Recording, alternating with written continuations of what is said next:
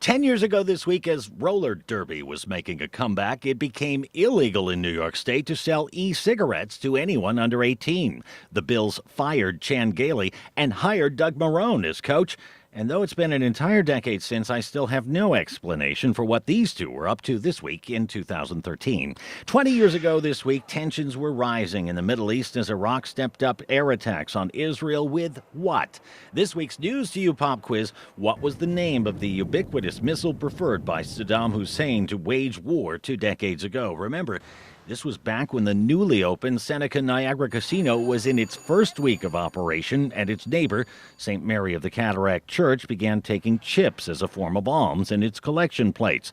When the current New York State Assembly Majority Leader, Buffalo's Crystal Peoples-Stokes, was sworn in for her very first term as an Assembly member, and when George Pataki was sworn in for his third term as governor, the last Republican to hold that or any other statewide elected office in New York this week in 2003. 30 years ago this week, 2 words for you: the comeback. Yes, it has been 3 decades since that memorable game and improbable comeback led by a backup QB, which was remembered perhaps just as much because of all the fans who left in the third quarter when things looked bleak and then tried to storm their way back into the stadium when things turned around. Probably forgotten all the attempts to cash in on the Frank Reich-led miracle, like the restaurateur who came up with a hot dog called the Reich Frank. You gotta have the Frank's hot sauce, and then at the secret, a little dab of Miracle Whip. Oh, yeah. Hot off the presses today, shirts and sweatshirts spotlighting quarterback Frank Reich.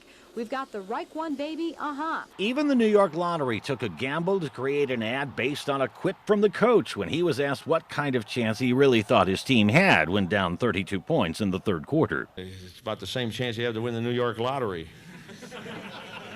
Hey, you never know. But we do know this game held its status as the biggest comeback in NFL history until just recently, when the Vikings eclipsed that standard, just shy of 30 years since it was set this week in 1993, when it was all news to you.